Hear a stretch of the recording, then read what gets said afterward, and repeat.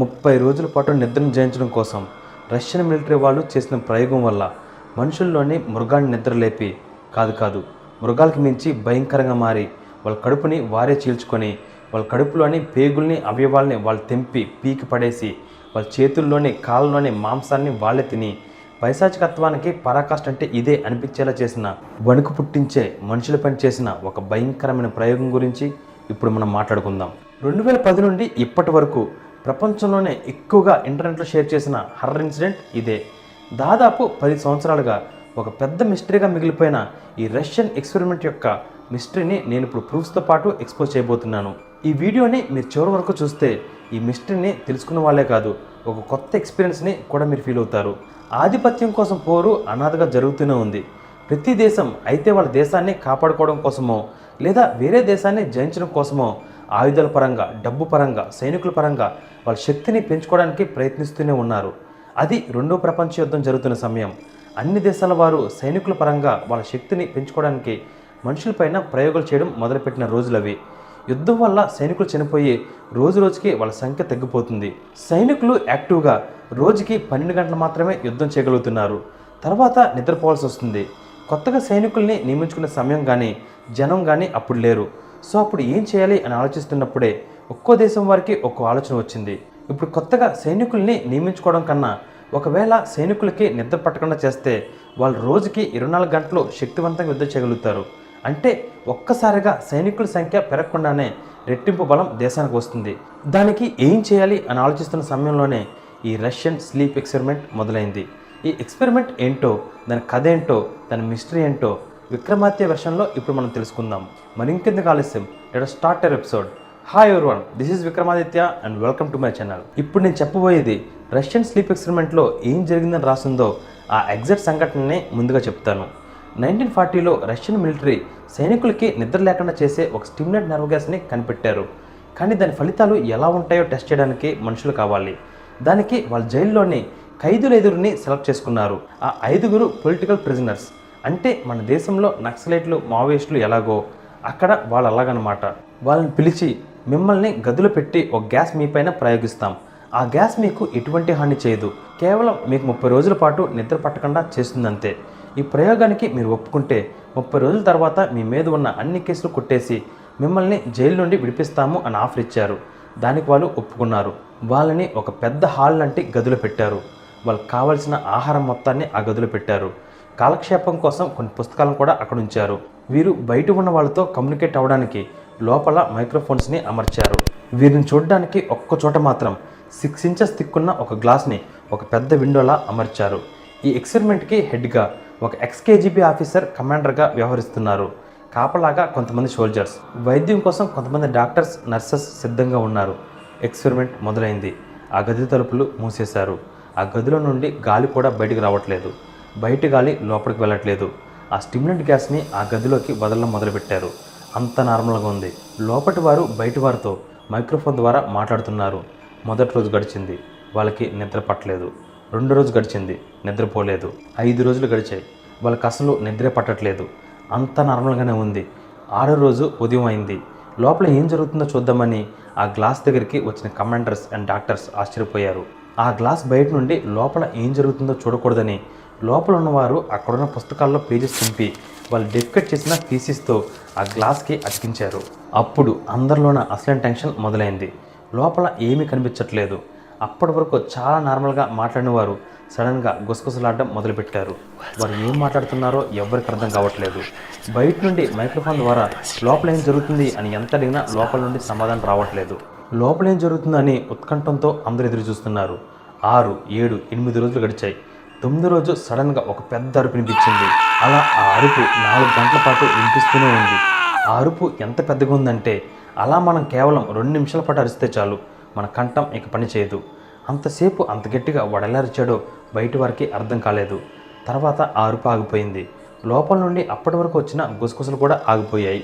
ఆ ప్రదేశం అంతా నిశ్శబ్దంగా మారిపోయింది. బయట నుండి మైక్రోఫోన్స్ ద్వారా ఏమడిగినా సమాధానం చెప్పట్లేదు. మరుసటి రోజు అయింది.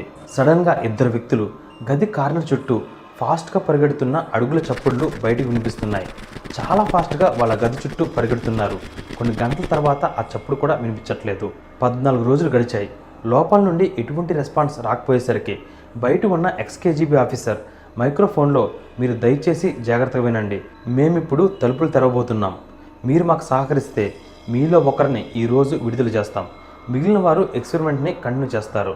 మాకు లోపల ఏం జరుగుతుందో తెలియాలి.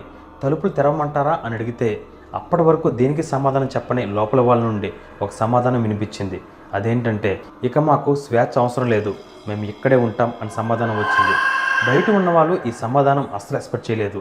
ఏం చేయాలో అర్థం కాక ఇక ఈ ప్రయోగాన్ని ఆపేద్దామని 15వ రోజున అర్ధరాత్రి ఇక వాళ్ళకి ఆ స్టిమ్యులెంట్ గ్యాస్ని వదలడం ఆపేసి ఆ గది తలుపులు తెరిచారు.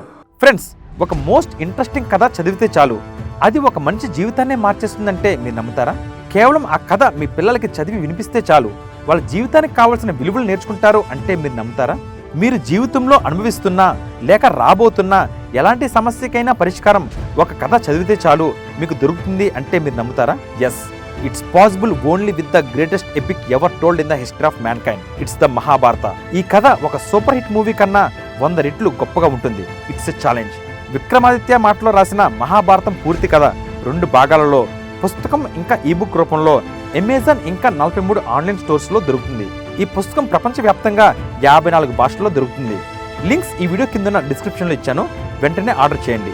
ఎందుకంటే ఇది కేవలం ఒక పుస్తకం మాత్రమే కాదు, ఇది నీ జీవితానికి కావాల్సిన గ్రంథాలయం. లోపలికి వెళ్ళిన సెక్యూరిటీ వాళ్ళు చూసిన దృశ్యానికి ఆశ్చర్యపోయారు. అక్కడ కనిపించిన సన్నివేశం లాంటిది వాళ్ళు ఎప్పుడు చూడలేదు, కనీసం వినలేదు. ఆ గదిలో నుండి నీళ్లు బయటకు పోవడానికి ఉన్న కన్నంని లోపల ఉన్న వాళ్ళు బ్లాక్ చేయడం వల్ల అక్కడ ట్యాప్ లీక్ అయ్యి గదంతా 4 అంగుళాల ఎత్తున నీళ్లతో నిండిపోయింది. ఆ నీరంతా నీరులా కాకుండా రక్తంలా ఎర్రగా ఉంది. ఆ నీళ్ళ మధ్యలో ఎక్స్పెరిమెంట్ సబ్జెక్ట్స్లోని 4 కూర్చొని ఉన్నారు.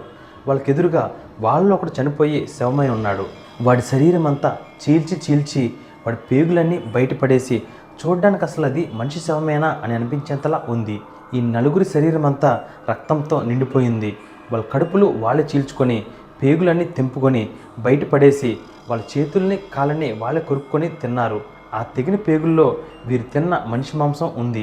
ఎముకలన్నీ బయట కనిపిస్తున్నాయి. వాళ్ళ ఛాతిపైన ఉన్న శరీరం అంతా వాళ్ళు చీల్చుకోవడం వల్ల వాళ్ళ రిబ్స్ బయట కనిపిస్తున్నాయి. ఈ 4 బ్రతికించాలనుకొని వాళ్ళని ఆ గదిలో నుండి బయటకు తీసుకురావడానికి ప్రయత్నిస్తుంటే ఆ సబ్జెక్ట్స్ మేము రాము అని గట్టిగరిచి సెక్యూరిటీ వాళ్ళతో పోరాడి ఆ సెక్యూరిటీ వాళ్ళలో ఒకరిని చంపేశారు కూడా. వాళ్ళ శక్తిని చూసి వీళ్ళంతా ఆశ్చర్యపోయారు. ఒక్కొక్కరికి 10 మందికి సమానమైన శక్తి ఉంది. వీళ్ళకి ఇంత బలం ఎక్కడి నుండి వచ్చిందో వాళ్ళకి అర్థం కాలేదు. వీళ్ళని లెదర్ బెడ్స్తో కట్టి బలవంతంగా ఆ రూమ్లో నుండి బయటకు తీసుకొచ్చి హాస్పిటల్ బెడ్ పైన కట్టిపడేశారు. వీళ్ళకి ఆపరేషన్ చేసి వాళ్ళ భాగాల్ని అతికించడానికి ప్రయత్నిస్తూ మత్తు ఇంజెక్షన్ ఇచ్చినా వాళ్ళకి మత్తు ఎక్కట్లేదు. వారిలో ఒకడికి చాలా హైడోస్ మత్తుమంది ఇచ్చిన తర్వాత వాడికి నిద్ర పట్టి కళ్ళు మూసుకున్నాడు. కళ్ళు మూసుకున్న వెంటనే వాడు చనిపోయాడు. ఇంకా 3 మిగిలారు. ఒకడికి మత్తుమంది ఇవ్వకుండా ఆపరేషన్ చేద్దామని చేయడం మొదలుపెట్టారు. కొన్ని గంటలు గడిచాయి. ఆపరేషన్ చేస్తున్నప్పుడు ఆ సబ్జెక్ట్ డాక్టర్ వైపు చూస్తూ ఇంకా కొయ్యి అని అంటున్నాడు. గట్టిగా అరిచి గొంతు పోగొట్టుకున్నవాడు కొంతసేపటికి చనిపోయాడు. ఇక మిగిలిన 2 మరలా ఆ గదిలో పెడితే ఏం జరుగుతుందో చూద్దామని ఆ ఎక్స్కేజీబీ ఆఫీసర్ ఆ 2 సబ్జెక్ట్స్ని ఇంకా 3 డాక్టర్స్ని ఆ గదిలో పెట్టి తలుపులు మూయండి అని ఆర్డర్ వేశాడు. దానితో కోపం వచ్చి ఆ డాక్టర్స్లో ఒకడు కమాండర్ దగ్గర గన్ లాక్కొని ఆ కేజీబీ ఆఫీసర్ని షూట్ చేసి వాడి పక్కనున్న సబ్జెక్ట్ తలపైన షూట్ చేసి ఇక మిగిలిన చివరి సబ్జెక్ట్ తలపైన గన్ పెట్టి అసలు మీరేంటి అని అడిగాడు. దానికి సమాధానంగా, మేమెవరా, మీలోని దాక్కొని ఉన్న పిచ్చి వెరితనం మేమే. మీరు మమ్మల్ని బయటికి రానికన్నా ఉంచడానికి నిద్రని వాడుకుంటున్నారు. మీ మానసిక అంతరంగాల్లో స్వేచ్ఛ కోసం ఎదురు చూస్తున్న మృగాలం మేమే అని అన్నాడు. ఆ మాట వినగానే వాడిని ఆ డాక్టర్ గన్తో కాల్చి చంపేశాడు. ఇది ఈ ప్రయోగం యొక్క అసలు కథ. ఇప్పుడు అనాలిసిస్ పార్ట్లోకి వెళ్దాం. 10 సంవత్సరాలుగా ప్రపంచం మొత్తాన్ని నిలదీస్తున్న ప్రశ్న, అసలు నిజంగా ఇంత దారుణంగా మన చరిత్రలో ఒక ప్రయోగం జరిగిందా? ఎందుకంటే ఈ కథలో ప్రతిదీ చాలా రియలిస్టిక్గా ఉంటుంది. మరి ఇది జరగలేదని ఎవరైనా లాజిక్స్ అండ్ ప్రూఫ్స్తో నిరూపించగలరా అని అంటే ఎస్, ఆ పని మనం చేద్దాం. నేను రీసెర్చ్ చేసిన దాని ప్రకారం ఇది 100% జరగలేదు. ఎందుకంటే ఒకటి కాదు, 5 విధాలుగా ఇది జరగలేదని ప్రూవ్ చేయొచ్చు. వాటిలో మొదటిది, నిద్రలేనితనాన్ని టెస్ట్ చేయడానికి. అయితే వారికి సిలిండర్స్ ద్వారా గ్యాస్ మాస్క్ పెట్టాలి కానీ గదిలో బంధించాల్సిన అవసరం ఏంటి?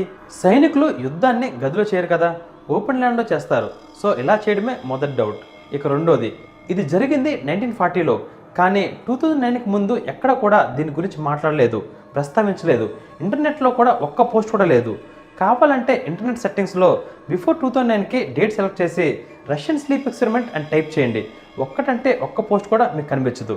ఇక మూడోది, దీని పేరే రష్యన్ స్లీప్ ఎక్స్పెరిమెంట్, అంటే ఇది రష్యాలో జరిగిందని.